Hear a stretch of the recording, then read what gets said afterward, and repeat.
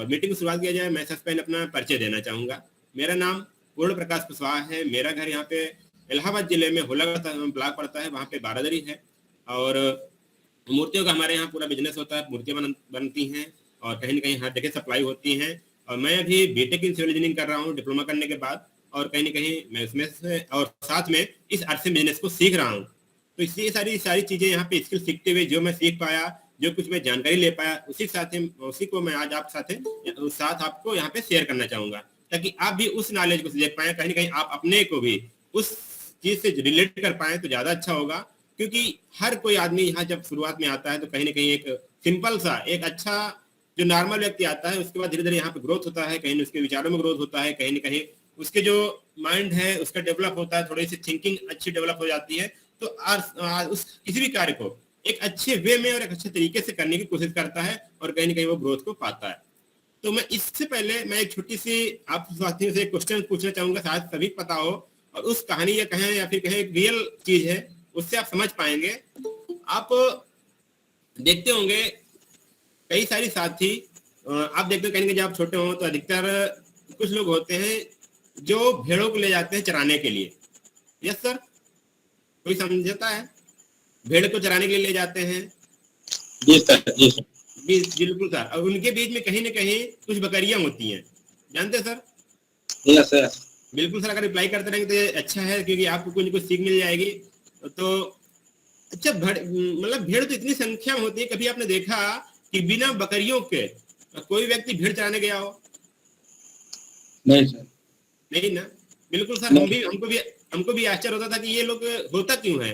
कभी मैंने जब भी देखा, क्योंकि भेड़ तो इतनी ज्यादा संख्या में होती है, क्योंकि अगर मान लो तो 20 से 25 भेड़ हो, तभी उनके बीच में कहीं ना कहीं 2-3 बकरियां जरूर होती हैं। मैं भी कहीं ना कहीं देखा, मुझे आश्चर्य हुआ, कहीं ना कहीं मुझे इसका उत्सुकता हुई कि इस चीज को जानने के लिए कि बकरियां बीच में होती क्यों है। तो यदि कोई साथी को पता हो तो बता सकता है बीच में बकरियां क्यों होती हैं? सर जी, बकरियां इसलिए होती है कि अगर कहीं गड्ढा हो गया या कहीं कुआं पड़ गया तो सर इससे क्या होगा कि अगर भेड़ बकरियां हमेशा आगे रहती हैं, इसलिए कि अगर कहीं कुआं पड़ गया तो कम से कम उनको मालूम हो जाएगा तो नहीं जाएंगी कुएं में। अगर भेड़ कहीं एक गिर गया कुएं में तो सारी भेड़ें उस कुएं में चले जाएंगे। सिर्फ बकरी हमारे साथ इसलिए रखा जाता है। बिल्कुल सर जंगलात, बिल्कुल थैंक यू सर। बिल्कुल यही चीज था, और कहीं ना कहीं आज हमारे सभी साथियों को एक अच्छा नॉलेज पता चल गया होगा कि क्यों होती है बकरियां। यस सर, कहीं ना कहीं वो भेड़ के पास, जैसे आप कहानी सुनते होंगे जब बचपन में थे, ये सुनते रहे होंगे, क्योंकि या फिर दादी आजी जो भी पूछते होंगे कि कहावत पूछती थी कि मान लीजिए आपके पास 10 भेड़े हैं या कुछ भेड़े हैं और आप जा रही हैं और उसमें से एक भेड़ कुएं में गिर गई, तो बाकी क्या करेंगी, बाकी कितनी बची? तो बाद में हम लोग बताते थे 9, लेकिन बाद में वो बताते थे कि कोई नहीं बचेंगी, क्योंकि भेड़ जहां चलती है एक साथ चलती हैं, और अगर एक गिर गई तो सब उसी में गिर जाएंगी। बिल्कुल सर, कहीं ना कहीं इसी से बचने के लिए जो हमारे पाल या फिर गड़ेरिया जो होते हैं, जो भेड़ों चलाने जाते हैं, तो वो क्या करते हैं कि बीच में कुछ न कुछ बकरियां रख लेते हैं, क्योंकि उनके पास माइंड होता है, वो अपने दिमाग से चलती हैं और वो उस पीछे जो पूरी टीम होती है उनको लीड करती है, एक लीडर काम करती है उन भेड़ों के लिए। तो कहीं ना कहीं यहाँ पर हमारे जो सभी साथी, जो हमारे सभी लीडर हैं यहाँ पर, जो मैं तो ये कहता हूँ जो यहाँ पे अभी ज्वाइन हो रहे हैं सभी हमारे साथी उस बकरियों की तरह हैं, उस ओपन माइंड है, उनके पास खुद का माइंड है, जो अपने से एक रास्ता बनाते हैं, ना किसी के पीछे चलते हैं। तो मैं सभी साथियों को यहाँ पर इसी प्रकार से यहाँ पे यही ट्रेनिंग होती है कि आप उस बीच भेड़ों के बीच में ना रह पाए, आगे आकर के बकरियों की तरह आगे टीम को लीड करें। इस प्रकार से यहाँ पे ट्रेनिंग होती है सर। इसी प्रकार से आप सभी साथियों को यहाँ पे टाइम देना और एक अच्छी जानकारी हो पाना ये और दे पाना, ये मेरे लिए एक सौभाग्य की बात होगी और एक अवसर मिलता है इस आप लोग सभी साथियों के साथ मिलने का। मैं अगर बात करूं शुरुआत में, तो अगर कोई भी आदमी एक छोटा सा स्टेप शुरुआत करता है तो कहीं ना कहीं उसके बीच में एक विचार आता है। जैसे बकरियों के पास अपनी माइंड होती है, थिंकिंग होती है, तो वो जाके आगे जा पाती है। इसी प्रकार से हमारे कोई भी पर्सन हो, कोई भी जो हमारे सोशल सोसाइटी है, जो समाज है, कहीं ना कहीं उनके पास भी अपनी एक थिंकिंग होती है। उस थिंकिंग के कारण ही अपना वो एक माइंड सेट, अपना एक सेट तैयार कर पाती है जहां वो जा पाती है। जैसे आप यहाँ पे अगर हम डिवाइड करना चाहें तो मैं मेनली 3 चीजों में डिवाइड करना चाहूंगा। एक होते हैं पुअर थिंकिंग वाले लोग, जिनकी जो पुअर, आप केवल वो पैसों से नहीं, वो थिंकिंग से ही गरीब होते हैं, तब जाके वो पुअर होते हैं, ये बताऊंगा। और दूसरे होते हैं मिडिल, और तीसरे होते हैं रिच। मैं इसको 3 बड़े डिवाइड में किया ताकि आप आसानी से समझ पाए। पुअर मतलब कि ये क्या करते हैं, अपनी केवल जरूरतों को पूरी कर पाते हैं, बस अब इनकी जरूरतें जो होती हैं उन्हीं को ये पूरी करने की कोशिश करते हैं हमेशा। जैसे आप जानते हो एक चूहा होता है, चूहे के पास आप इतना खाना रख दीजिए, जाएगा थोड़ा सा खाएगा फिर वापस चला आएगा।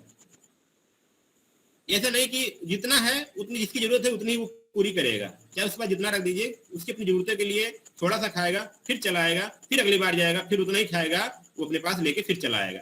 ऐसा नहीं कि वो अपने पास आके अपने घर में स्टोर कर ले और बैठ के वहीं खाता रहे, वो ऐसा नहीं करता, केवल अपनी जरूरतें पूरी करते हैं। इसी प्रकार से हमारे यहाँ पुअर थिंकिंग वाले होते हैं, वो क्या करते हैं कि दिन भर काम करते हैं, किसी तरह से जो मिलता है शाम को खाते हैं, फिर रोज शाम को जाते हैं, फिर से अगले दिन जाकर के वही काम करके फिर से वही लाने की कोशिश करते हैं, फिर अपनी जीविका चलाते हैं। मतलब कि थिंकिंग होती है वो बिल्कुल दिन भर की होती है, कहें कि जितना जरूरत हो पाए।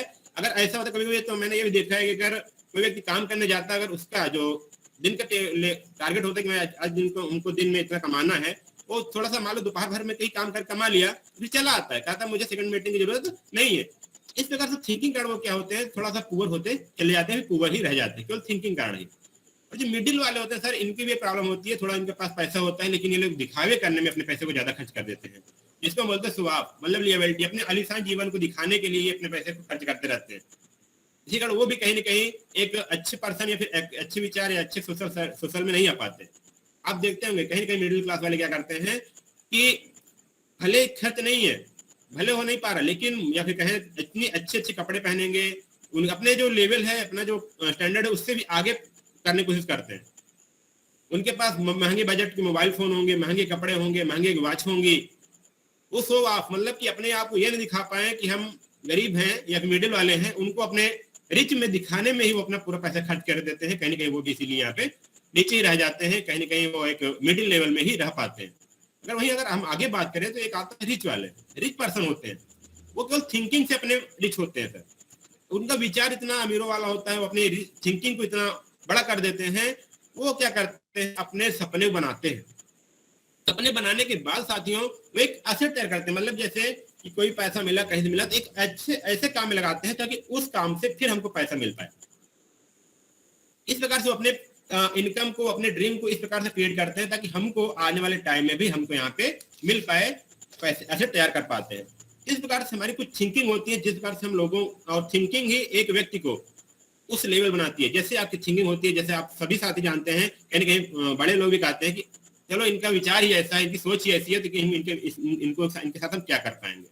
इसी प्रकार से यदि आपके विचार होंगे बड़े होंगे तो आप कुछ बड़ा कर पाएंगे। यदि आपके पास भी वही पुअर वाली विचार होगी, जो इनकी जरूरतें पूरे करने वाली, वही हम लोग, वही अगर जो साथी होते हैं वही तक वो रह पाते हैं। ये कहीं ना कहीं हमको, हम लोग यहाँ पे आर्थिक परिवार में आकर के कहीं ना कहीं हम उस मिडिल वाले या फिर कहीं पुअर वाले लेवल को हम क्रॉस करके अब कहीं कहीं इस रोज मीटिंग में आकर के हम कहीं ना कहीं उस बड़े और रिच थिंकिंग वाले बीच में आते हैं, जो रिच वाले पर्सन होते हैं। तो इस प्रकार से हम लोग भी कहीं ना कहीं सीखते ही रहते हैं। अगर हम अगर चलें, यहाँ पे एक लाइफ साइकिल होता है। अगर आप सोचे, कभी हमने सर बैठा, कभी सोचा कि हमारी जो पैसे वाली साइकिल है वो कैसे चलती है। आप सोचते हैं कोई भी अगर घर में बच्चा यहाँ पे पैदा होता है तो उसकी खर्च उसी टाइम पे शुरू हो जाती है, कुछ ना कुछ। मान लीजिए अगर छोटा सा ये मान लीजिए 6 महीने का, कम से कम 1000-2000 तो उसकी जरूरत होने लगती है। लेकिन जब उसको जब वो छोटा होता है तो कमाना नहीं शुरू कर देता, लेकिन खर्च उसी दिन से शुरू हो जाती है। मान लीजिए अगर जब मान लीजिए 10 साल का है, 10 साल तक कम से कम 1000-2000 रुपये पर मंथ खर्च लगेगा ही लगेगा। फिर उसके बाद बड़ा होता है और कॉलेज स्कूल जाने लगता है, तब उसकी खर्च बढ़ जाता है। मान लीजिए हो गया 2 से 3 हजार हो गया पर मंथ, इसमें भी वो नहीं कमा रहा है। फिर कॉलेज गया, कॉलेज में जाएगा तो 5 से 6 हजार पर मंथ खर्च करेगा, लेकिन तब भी वो नहीं कमा पा रहा है। ऐसे ऐसे जब आदमी 25 साल तक आता है तो वो कहीं ना कहीं कमाने स्टार्ट करता है, कहीं 10,000 कहीं 15,000 से। लेकिन आप सोचिए ये जो गैप है वो कौन फिल कर रहा है, वो कौन कर रहा है, उसके मम्मी पापा। इसी कारण है कि हम लोग को जो लाइफ साइकिल है वो इस प्रकार से एडजस्ट है। जो बीच वाला गैप है, जो हम कमा नहीं पा रहे हैं, इसी को हमको इस प्रकार से अरेंज करना है, इस प्रकार से हमको क्रिएट कर देना है कि जो गैप है वो ना रहे।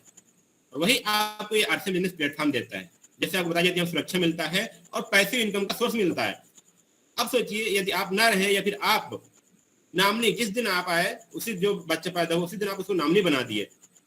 आप सोचिए आप जो काम कर रहे हो तो अपना कमा ही रहे हैं, जो पार्ट टाइम काम करके, सॉरी जो फुल टाइम काम करके, लेकिन जो पार्ट टाइम कर रहे हैं उस बच्चे के लिए होता चला जा रहा है और कहीं ना कहीं उसकी इनकम अब हो गई।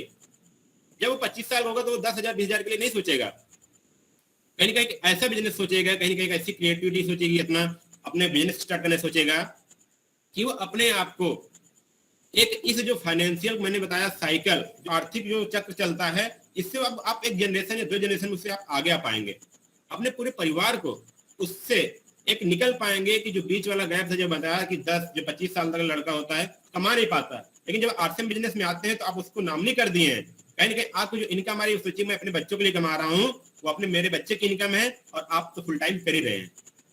ये सारी चीज आपको यहाँ पे हो जाता है, आपके लाइफ साइकिल होता है, हमको इसको फिल करने की जरूरत बहुत ही है। अगर आप इस साइकिल को, इस जो बीच वाला गैप है, अगर आप इसको फुल कर लेते हैं तो कहीं ना कहीं आप अगले देखेंगे, अगले जनरेशन या फिर आपके अंदर जो भी एक सपना था कि मेरा बच्चा इस अच्छे स्कूल में पढ़ पाए, मान लीजिए अपने बच्चे को नहीं पढ़ पाए, लेकिन वो अपने बच्चे को उस स्कूल या वो जिस स्कूल में चाहेगा उस स्कूल में, उस कॉलेज में वो चीजें जरूर दे पाएगा, क्योंकि आपने वो जनरेशन वो गैप पूरा फिल कर दिया इस आर्थिक बिजनेस में आकर के। और क्योंकि ये पैसिव इनकम देता है, एक्टिव इनकम तो साथ में आपको कहीं ना कहीं से मिल ही रही है, वो सारी चीजें होती हैं। और यही कहीं ना कहीं जो रिच पीपल होते हैं, जो अमीर लोग होते हैं, वो पैसिव इनकम पे ही काम करते हैं, कहीं ना कहीं वो अपना नेटवर्क तैयार करते हैं और कहीं ना कहीं वो अपना बिजनेस बनाते हैं। साथियों, मैं जब भी मार्केट प्लान शुरू करता हूँ, जब भी कहीं बताता हूँ, तो मैं शुरुआत में 4 चीजें बताता हूँ कि ESBI, मैं बहुत सारी मीटिंग बताया कि एम्प्लॉय, सेल्फ एम्प्लॉय, बिजनेस और इन्वेस्टर, यही 4 लोग चाहिए, यही 4 प्रकार है जहां से लोग या फिर कहें कोई भी व्यक्ति पैसे कमा पाता है। कौन सा एम्प्लॉय दिन भर काम करके, किसी के अंडर में काम करके, सेल्फ एम्प्लॉय खुद की दुकान करके, बिजनेसमैन कोई बिजनेस क्रिएट करके, इन्वेस्टर कहीं ना कहीं बिजनेसमैन होता है जो अपने पैसे को कहीं ना कहीं लगा करके, इन्वेस्ट करके, किसी स्टार्टअप में इन्वेस्ट करके अपने पैसे को हिस्से में, उसके कित किसी और की होती है, पैसा किसी और को, मतलब पैसा देता है, बाकी आइडिया जो पूरा प्लांट है वो किसी और को होता है, उसमें अपनी हिस्सेदारी बढ़ा लेता है, अपने पैसे को इनकम में बदल लेता है। ये कहीं इन्वेस्टर होते हैं, लेकिन बिजनेसमैन ही कहीं ना कहीं सभी को जॉब देता है, कहीं ना कहीं पैसा एक बिजनेस वाला ही कहीं से सबको देता है। तो क्या है बिजनेस, आप सोचे हैं, जानते भी होंगे, आप भले जानते होंगे भले न जानते हो बिजनेस क्या होता है, लेकिन ये जरूर जानते होंगे इसमें बहुत ज्यादा पैसा खर्च होता है। यहाँ पर बिजनेस वो है सर जी, कोई भी चीज ऐसी है जिसके द्वारा, वो चीज है जिसको हम प्रोडक्ट कर पाए या फिर किसी की सेवा द्वारा पाए, जिससे उस व्यक्ति या किसी व्यक्ति की जो जरूरतें हैं वो पूरी कर दे, वही हमारा बिजनेस हो जाता है। आपकी जरूरत है पैसा, आरसीएम बिजनेस क्या किया, आपकी जरूरत है प्रोडक्ट ही लाया, वो क्या कर रही है, बिजनेस कर रही है, आपकी जरूरतों को पूरी किया, लेकिन साथ में वो आपको बिजनेस के अवसर दे रही है कि आप उसी प्रोडक्ट को यूज करते हुए आप भी पैसे कमा पाए। एक अच्छा अलग बिजनेस है, क्योंकि यहाँ पे जो ट्रेंड होता है सर, हर टाइम चेंज होता रहता है।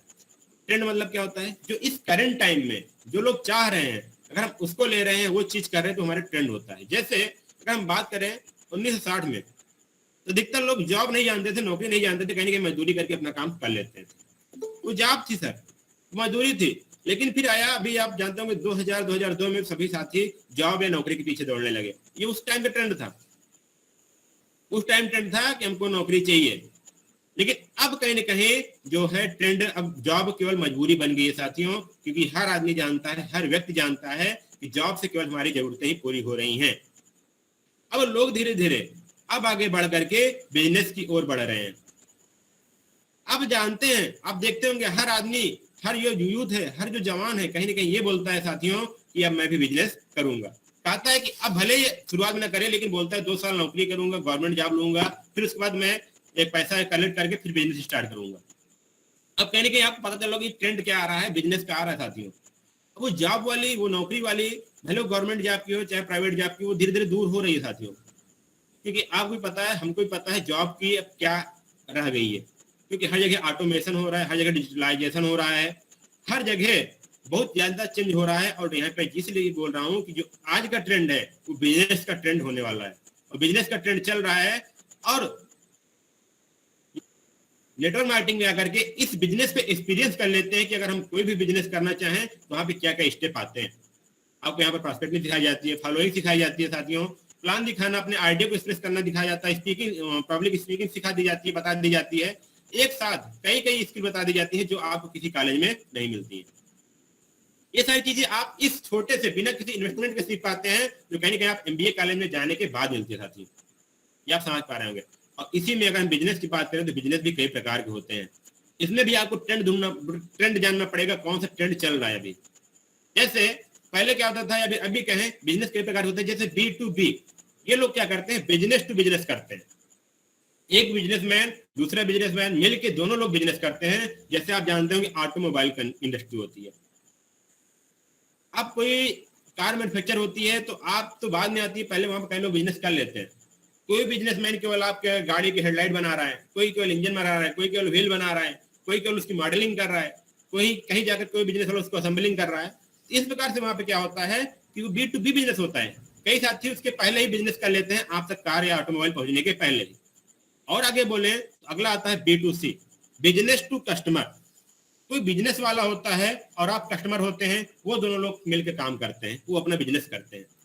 जैसे आप जानते होंगे अमेजन क्या करता है, अमेजन दोनों प्रकार में आता है, अभी मैं बताऊंगा। ये क्या करता है, जो थोक वाले हैं उनसे सामान लेता है, और जो फुटकर वाले फिर कहीं और चीजों को सप्लाई कर देता है। तो बड़े बड़े लोगों को भी जोड़ देते हैं, एक ज्यादा बड़ा होता है, एक छोटा वाला होता है, बिजनेस टू कस्टमर जोड़ता है। एक क्या करता है, बेचना चाहता है, और एक खरीदना चाहता है। तो क्या B2C, बिजनेस टू कस्टमर। और आप इंडिया मार्ट का नाम सुने होंगे, जहां पर कई सारे मैन्युफैक्चर होते हैं और कई सारे सर्विस वाले होते हैं। इंडिया मार्ट में क्या होता है कि जैसे आप कोई प्रोडक्ट को मैन्युफैक्चर कर रहे हैं, आप वहां पे उसको सेल कर देते हैं, आप ना वहां पे पूरा कैटलॉग डाल देते हैं, प्रोडक्ट की लिस्ट डाल देते हैं, और अगला जो अगला बिजनेस वाला है जो उसको बेचना चाहता है, वो क्या करता है कि वो उसको खरीद लेता है, बल्क में खरीद लेता है। तो यहाँ भी कहीं ना कहीं B2C चल जाता है, बिजनेस टू कस्टमर, वो भी खरीद लेता है। अब अगला ट्रेंड आ जा गया फिर C2C, customer to customer business. यहाँ भी अमेजन ने बाजी मारी, और फ्लिपकार्ट अपने भी चेंज करके यहाँ भी बाजी मारी। अब एक कस्टमर है दूसरे कस्टमर को बेच दिया, वो भी कस्टमर जो बेचना चाहता है और वो भी कस्टमर जो खरीदना चाहता है, उन दोनों को ऐड कर दिया। उसके पास अमेजन की ना कोई एक दुकान है, ना कोई एक शॉप है, लेकिन तब भी इतने पास प्रोडक्ट हैं, हर प्रोडक्ट आपको मिल जाते हैं अमेजन पे। अब तो वो बोलता है कि आप हिंदी में भी जोड़ लो, आपको लोकल लैंग्वेज तक पहुंच जाते हैं। ये C2C हो गया, कस्टमर टू कस्टमर, दो लोग को जोड़ दिया गया। फ्लिपकार्ट हो गया। आपको बताएं OLX, आप नाम सुनते होंगे, OLX यहाँ पे बेस्ट एग्जाम्पल पड़ता है कस्टमर टू कस्टमर। क्या चाहता है, एक छोटा सा व्यक्ति होता है जो गांव किसी कहाँ का होता है, उसके पास कोई प्रोडक्ट होता है, वो अपने बेचने को चाहता है, और जा करके एक व्यक्ति उसको खरीद लेता है। ओला जानते होंगे, ओला जिसको बोलते हैं शहर में, एक ड्राइवर, एक जिसके पास गाड़ी होती है, वो चला नहीं पाता, वो कहता है भाई हम इसको ओला में दे दिए ताकि हमको कुछ इनकम मिले। और एक ड्राइवर जिसके पास बाइक कार नहीं होती, जिसके पास कोई टैक्सी नहीं होती, वो कहता भाई हम ओला कर ले। उसकी जरूरत दोनों को दिया, तो जाके ओला हुआ, फ्लिपकार्ट हुआ। एक लोग क्या कर रहे हैं, C2C, ये लोग कस्टमर को मिला रहे हैं, तभी जाकर के आज इतने बड़े इनके पास क्या हुई है, कैपिटल हुई है, पूंजी हुई है। ये कहीं पे होती है। बिजनेस के जो टाइप्स होते हैं सब मैं बताना चाहूंगा, business to business, business to customer, और कस्टमर टू कस्टमर। यहाँ पे साथियों आप लोग समझ पा रहे हो, क्योंकि ट्रेनिंग प्रोग्राम तो बहुत होगी, रोज साथ बातें होती रहती, मैं सोचा कुछ आज अलग दे पाऊं। ये सारी ट्रेंड हो रही है, इसके बीच में भी कहीं ना कहीं अगर आपने चेंज नहीं कर पाए अपने आप को, तब भी आप भी अगर आज आप भी ट्रेंड के हिसाब से नहीं चल पा रहे हैं, आपको कहीं ना कहीं नुकसान हो सकता है। आप देखिए कि आप जो कर रहे हैं, क्या वो आज का ट्रेंड है? बिजनेस कर रहे हो, कोई भी आप बहुत सारे साथी यहाँ पे ऐसे भी होंगे जो पढ़ाई कर रहे होंगे। क्या आप सोचिए, जो मैं पढ़ाई कर रहा हूँ, जो वो आज का ट्रेंड है कि नहीं है? मैं जो बिजनेस कर रहा हूँ ट्रेंड है कि नहीं है? क्या मैं जो काम कर रहा हूँ वो आज के ट्रेंड में है कि नहीं है? क्योंकि आपको पता है यदि हम चेंज नहीं किए तो यही हाल होगा जो पहले नोकिया का हुआ था। नोकिया पहले बाद में यही हुआ। सोचिए कि मेरा जो मोबाइल है वो इंडियन पीपुल के लिए, इंडियन लोगों के लिए बिल्कुल बेस्ट है। आप उसको चाहे पानी में गिरा दो, चाहे तोड़ दो, चाहे उससे पीछे दूर कुत्ता जा रहा उससे उसको मार दो, मेरे मोबाइल को कुछ नहीं होने वाला। उसने नहीं बदला। लेकिन बीच में एंड्रॉइड आ गया, उसकी पूरी मार्केट को तबाह कर दिया। फिर उसके बाद कम से कम 10 साल या 5 से 6 साल लग गए उसको एंड्रॉइड लाने में। अब जाके एंड्रॉइड लाया, कहीं ना कहीं उसकी जो मार्केटिंग है, जो कहीं ना कहीं उसका बिजनेस है, कहीं वो जाके स्टेब्लिश हुआ। ये सारी चीजें हो रही हैं। आपको भी इसी प्रकार से अपने आप को चेंज करना है। आप देखिए अपने आप को चेंज कर पा रहे हैं कि नहीं। आप जानते हो कि कैनन का कैमरा आता था पहले, उसमें रील भरी जाती थी। ये समझिए जब वो कैमरा आया तो उसकी रील की इतनी बड़ी प्रॉफिट होती थी, कुछ कहने को नहीं। पूरे वर्ल्ड में जाकर उसकी केवल रील बिकती थी, जो उसमें भरी जाती थी रील। आप जानते हो उसके बाद उसकी धुलाई होती थी। कैनन आया, उसने भी नहीं चेंज किया। डिजिटल का जमाना आ गया, वो भी कहीं ना कहीं डिफीट मार गया। वो भी क्या हुआ, वो भी हार गया, बिजनेस में नहीं चला पाया। अब तो जानते हैं आपके हर मोबाइल पे, हर जेब में कैमरा होता है, कहीं ना कहीं होता है, कहीं भी कुछ भी होता है तो लोग तुरंत फोटो ले लेते हैं। चेंज हो रहा है सर, आज भी वही चीज हो रहा है।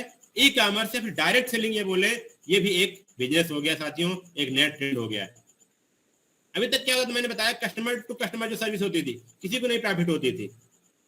जब से डायरेक्ट सेलिंग आया, सभी साथी यहाँ पर सबको पैसे कमाने की जरिया मिल गया, एक साधन मिल गया कि अपने इनकम को ले सकते हैं, अपने टीम बना सकते हैं, अपने नेटवर्क के द्वारा बिजनेस कर सकते हैं, ले सकते हैं। ये हमारे साथ आया ई कॉमर्स। और यहाँ पे जो आजकल ई कॉमर्स बोले तो जो इंटरनेट पे व्यापार होता है और डायरेक्ट सेलिंग में इसी में आ जाता है धीरे धीरे, कि जितनी भी डायरेक्ट सेलिंग कंपनियां हैं अब ई कॉमर्स में आ रही हैं, कहीं ना कहीं डिजिटल होकर के प्रोडक्ट को सेल कर रही हैं। आप जानते होंगे, आप जब आरसीएम बिजनेस पे ऐप पे जाते हैं तो वहाँ पे भी आप डायरेक्ट ऑनलाइन कोई भी सामान बुक कर सकते हैं और आपके यहाँ डिलीवरी हो जाती है। ई कॉमर्स और साथ डायरेक्ट सेलिंग होने का ये फायदा है कि हर कोई इसमें से पैसे कमा सकता है, अपने टीम बना सकता है। आप जानते हो जब भी आप ज्वाइनिंग करते हैं, जब इसमें रजिस्ट्रेशन करते हैं तो आप 10% तुरंत आपको मिलने लगता है अपने आपके बिजनेस वैल्यू का, फिर आप 32%, आप इसमें 45% तक आपके इस पार्टनरशिप बन जाते हैं इस पूरे अपने बिजनेस का। आप ये सोचिए, पहले तो आप कस्टमर थे कहाँ पे, अभी वहां से आपको कुछ नहीं मिल पा रहा था, आपको कहीं ना कहीं वहां से प्रॉब्लम हो रही थी, हमेशा पैसा जा ही रहा था, कुछ आ नहीं रहा था। यहाँ पे आपको मौका मिलता है कि आप अपने सामान को लेकर के भी अपने इनकम को बदल पाए। ये आजकल का ट्रेंड है, ये अब 21वीं शताब्दी जो हम बोलते हैं, ये 2025 या 40 तक पूरा ट्रेंड चलेगा साथियों।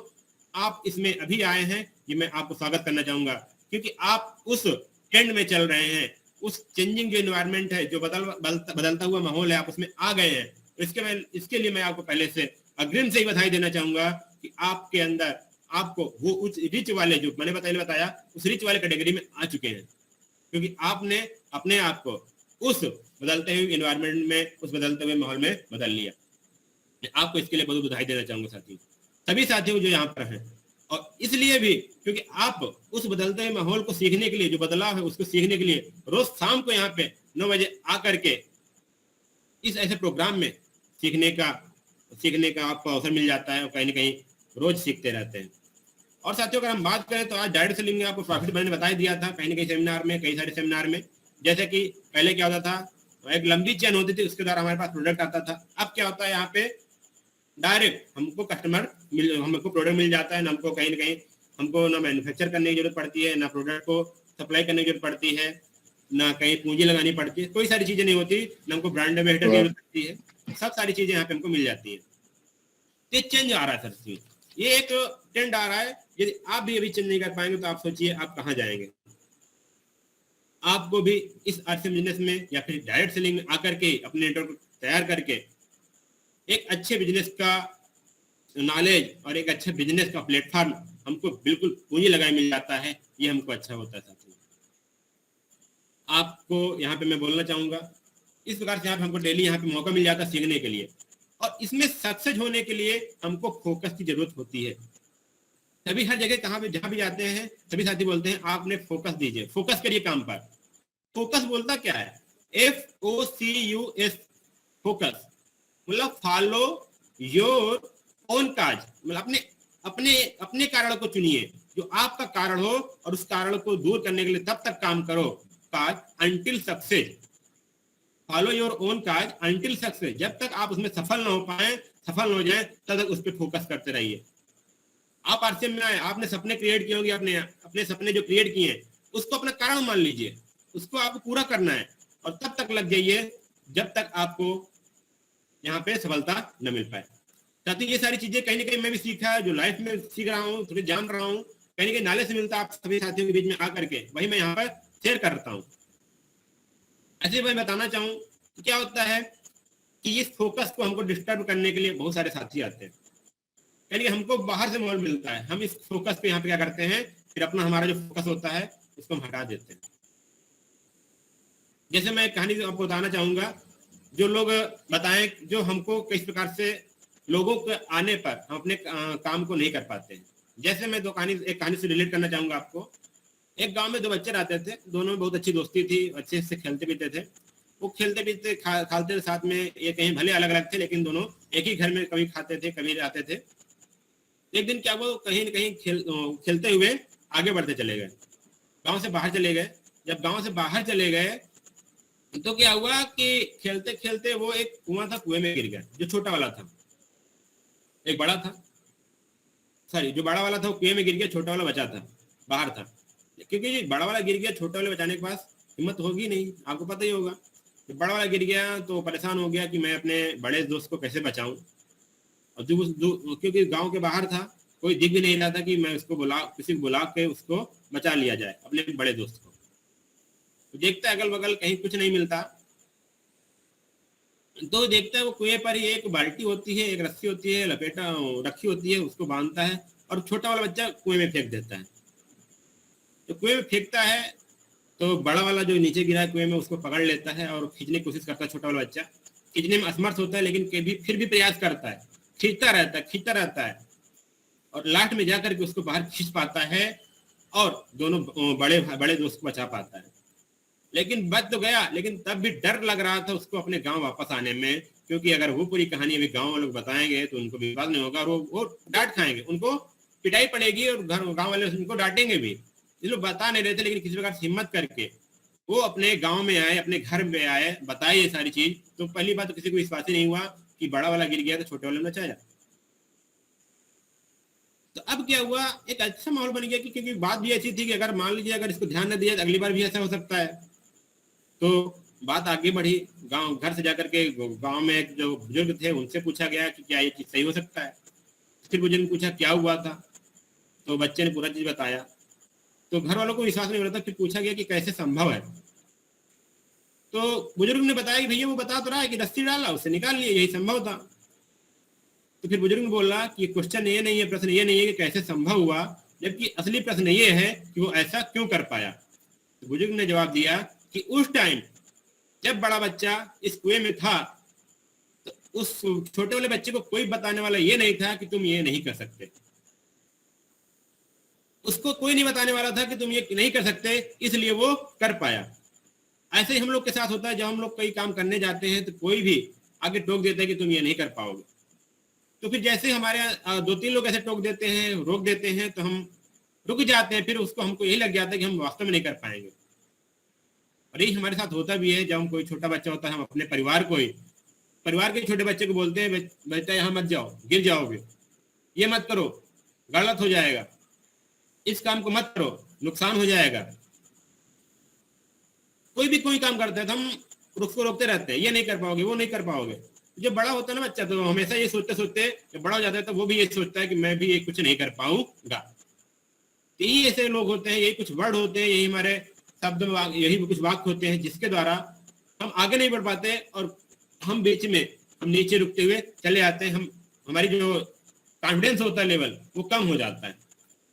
अगर वहीं पे कोई ना हो, कोई बताने वाला ना हो, जैसे आजकल के एनवायरमेंट हो रहा है, आप देखते होंगे छोटे बच्चों को, उनको कोई रोकता ही नहीं है, करते रहो। और आप देखते होंगे वो छोटे बच्चे ऐसे ऐसी एक्टिविटी करते हैं ना कि बड़े वाले भी दंग हो जाते हैं। ऐसा काम कर डालते हैं, ऐसा चीजें बना डालते हैं, ऐसी चीजें कर डालते हैं कि बड़े भी परेशान हो जाते हैं। हमने इसको कभी सोचा नहीं था कि ऐसा कर पाएगा। वही चीज है, क्योंकि हमने उसको रोका नहीं, जो उसकी स्किल थी वो निकल पाई। तो हमको भी इस आरसीएम बिजनेस में हमको जो भी रोके उसे एक बार सोचना है, इस कान से निकालते, इस प्रकार से इस कान से सुने, इस कान से निकाल दूसरे कान से। भगवान ने इसलिए 2 कान दिया है। अच्छी बातें हो तो दोनों कान सुनो, अगर जानते हैं कि आप नुकसान होने वाली बात है तो एक कान सुनते रहे, दूसरे कान से निकालते रहिए। ये जो थोड़ा दिमाग पड़ता है वो सोचता है, फिल्टर कर देगा, निकालते समय वही चीज निकालेगा जो नुकसान वाली होंगी। जो अच्छी चीजें आई वो बीच में रोक लेगा, क्योंकि बीच में ही माइंड है, इससे आप सुनेंगे, इससे निकालते रहेंगे। तो भगवान वैसे दिया ही, हमारे ब्रेन को बनाया ही है। तो इस प्रकार से मैं इस आज की मीटिंग को समाप्त करना चाहूंगा। कुछ अगर नॉलेज दे पाया तो मेरे लिए, और मैं सीख दे पाया तो मेरे सौभाग्य की बात है। साथियों, अब यहाँ पे आज मीटिंग को यहीं समाप्त करना चाहेंगे। टाइम भी हो गया सभी साथियों को यहाँ, क्योंकि ये मीटिंग केवल 30 मिनट की होती है, वो भी बात करने के लिए होती है। मैं तो आज थोड़ा सा यहाँ पे ट्रेनिंग सेशन दे दिया, आप लोग के साथ बात करके जो प्रॉब्लम होती है उसको दूर करने के लिए। तो मैं यही सोचा कहीं ना कहीं ये सारी प्रॉब्लम आ जाती होंगी बीच में, तो उसको दूर किया जाए। और सभी साथियों को यहाँ पे धन्यवाद देना चाहूंगा, आपने हमारा साथ दिया और इतनी देर सुना और कुछ सीख पाएंगे। बिल्कुल सर, धन्यवाद।